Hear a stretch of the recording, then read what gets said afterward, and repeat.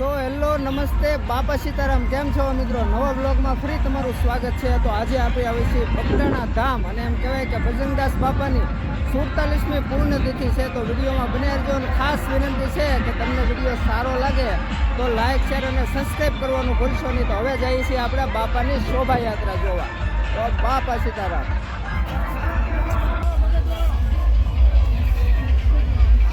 તો આ બધા સ્ટોલ લાગેલા છે અહીંયા વિવિધ પ્રકારના, જે તમને અવારનવાર વસ્તુ ઘણી ખરી તમને અહીંયાથી જોવા મળશે. તો મિત્રો, બાપાની શોભાયાત્રા આવી રહી છે અને તે આપણે નિહાળવાના છીએ. તો બન્યા રહેજો, અને ભાવિ ભક્તો પણ ઘણા આવેલા છે.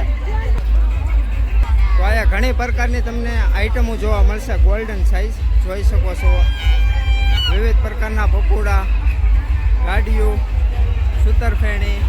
આજે બાપાની ભવ્યથી અતિ ભવ્ય શોભાયાત્રા નીકળી છે, તો આપણે નિહાળવાના છીએ. બાપાના ચરણોમાં આપી જવાનું. ભાઈ આનંદના દિલીપભાઈ ઠાકોર.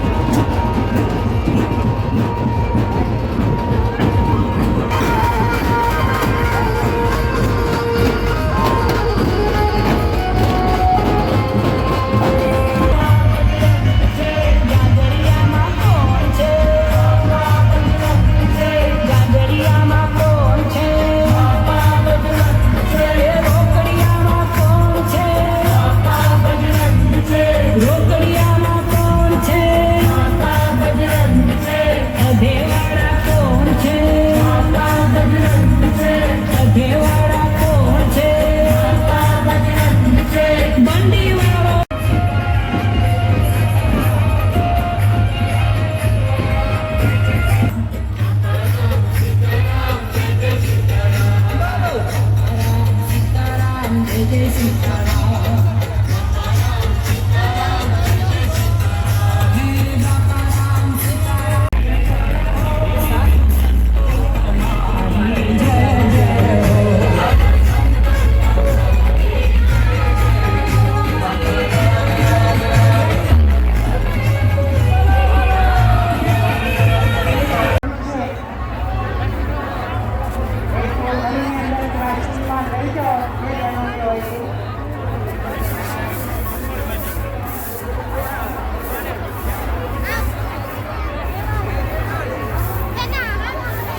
મિત્રો બાપાની જે યાત્રા છે એ બગદાણા ગામમાં નીકળી ગઈ છે. ત્યારબાદ હવે એમ કહેવાય કે આખા ગામમાં ફરીને પછી આવશે. તો ત્યાં સુધી આપણે બાપા સીતારામના દર્શન કરીએ. તો બાપા સીતારામના દર્શનને ભક્તોની ભીડ પણ ઘણી છે, આ તમે જોઈ શકો છો, અને પબ્લિક પણ ઘણું છે. તો આ તમને દેખાતું છે. ખૂબ સરસ ભાવિ ભક્તો ઉમટી પડ્યા છે. આજે બાપાની તિથિ છે 47મી. તો ઘણા લોકો આવેલા છે અને ખૂબ આનંદ કરી રહ્યા છે. આ છે મિત્રો મુખ્ય મંદિર. તમે અવારનવાર મારા વિડીયોમાં જોતા જ હશો કે બગદાણા ધામનું મુખ્ય મંદિર. અગાઉનો પણ વિડીયો છે, બાપાના દર્શન કરવા હોય તો તમે એ લિંક તમને ડિસ્ક્રિપ્શનમાં મળી જાય, તો ત્યાંથી તમે જોઈ શકો છો. તો આ મુખ્ય મંદિર છે. ત્યારબાદ આ બાજુ તમે જોવો છો ને એ ગાદીપતિ અને ગાદી મંદિર છે. તો આ તો મંદિર ને ત્યારબાદ આપણે રસોડું પણ કદાચ જોવા જાઉં. તો આ મિત્રો તમને લાઈન દેખાય છે એ ગાદી મંદિર છે એમની છે, અને ત્યારબાદ સમાધિ મંદિર આ બાજુ છે. હવે આપણે ધ્યાન મંદિર તરફ જવાની પ્રયાસ કરીશું.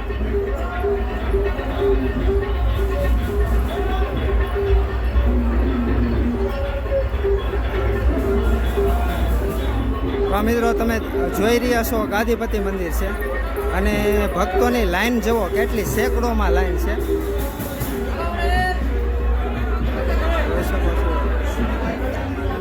આ છે ગાદી મંદિર, જે અવારનવાર બ્લોગમાં હું તમને દેખાડતો રહું છું. તો હવે મિત્રો આપણે જોઈ રહ્યા છીએ, જેમ કહેવાય કે ભજનદાસ બાપાનું મુખ જોવા મળે છે તો વડની અંદર. તો એ આપણે હવે ધ્યાન મંદિર જોવા જઈ રહ્યા છીએ. તો આ છે ધ્યાન મંદિર.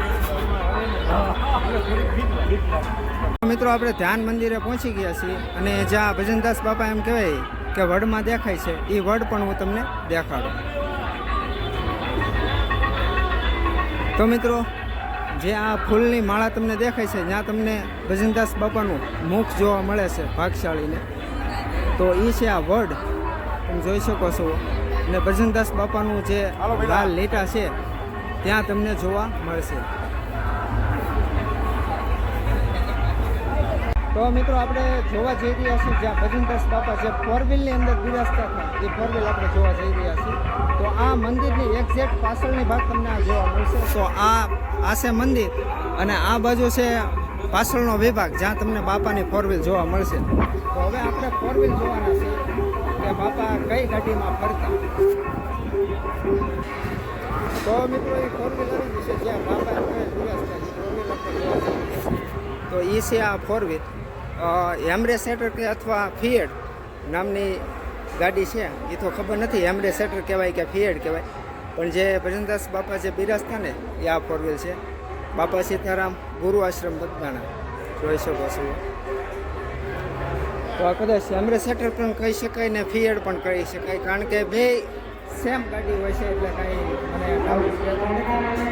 એમ્બ્રેસેટર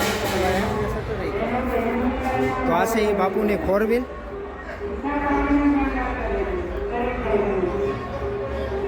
તો હવે મિત્રો આપણે જઈ રહ્યા છીએ રસોઈ તરફ, જ્યાં ભજનદાસ બાપુનું એમ કહેવાય ભવ્ય રસોડું છે. તો આપણે હવે રસોઈ વિભાગમાં જઈ રહ્યા છીએ.